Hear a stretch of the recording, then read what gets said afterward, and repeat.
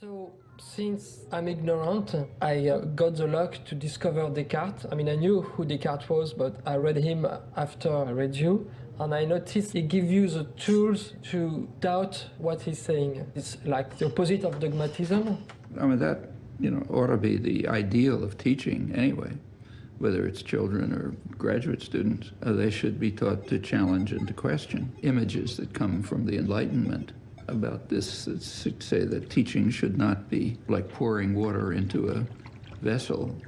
It should be like laying out a string along which the student travels in his or her own way, and maybe even questioning whether the string's in the right place.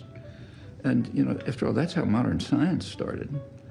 For thousands of years, it was accepted by scientists that objects move to their natural place.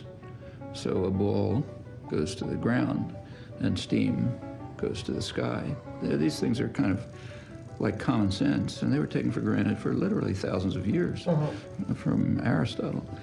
And it wasn't until Galileo and the modern scientific revolution that scientists decided to be puzzled by these obvious things. And as soon as you start to question things, you see nothing like that makes any sense.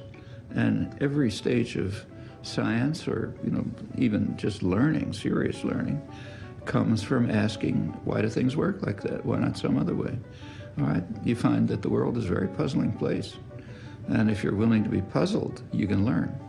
If you're not willing to be puzzled and just copy down what you're told or behave the way you're taught, you just become a replica of someone else's mind.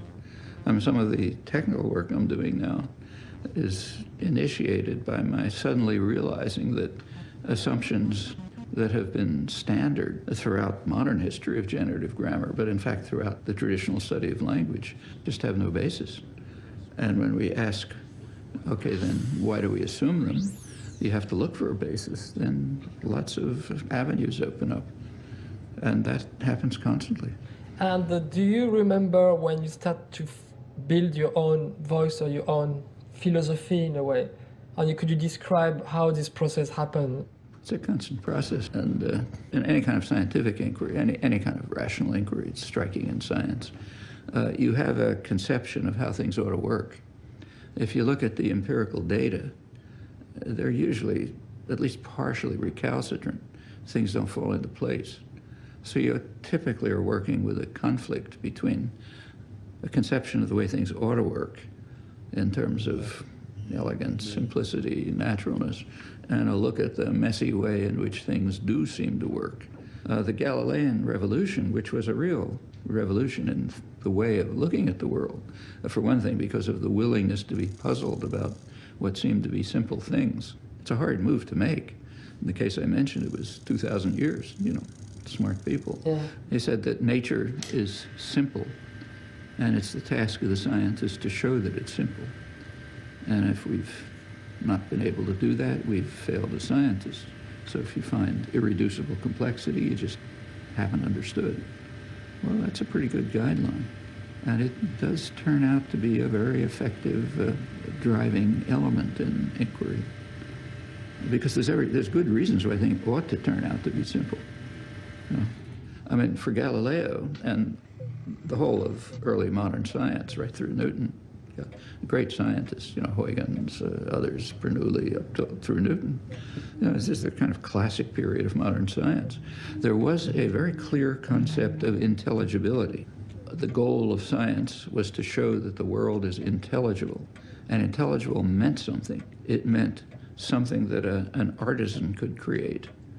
Gears and levers, and something like a model was these, say, medieval clocks, which did all sorts of amazing things. That goes right through Newton. It's called the mechanical philosophy. Philosophy just meant science. So it's mechanical science, and that's the goal. Galileo at the end of his life was kind of distraught because he was not able to construct mechanical models of the tides and the motion of the planets and so on. So he felt his scientific life had failed. But then it went on. Finally, you get to Newton. And Newton demonstrated, to his dismay, that the world doesn't work like a machine, that there are what his scientific colleagues called occult forces, namely attraction and repulsion, which don't operate by contact. So you can attract things at a distance, which was just unintelligible. Newton himself thought that this was what he called an absurdity, which no person with any scientific understanding could ever believe. There are just inherent mysteries which are beyond our cognitive capacities. Well, that was correct, and that was a real shocking discovery. It has now been absorbed. So to talk about the current stage is misleading if you're thinking about emerging fields like cognitive science, because we're not in that stage. We haven't got to the Galilean stage yet.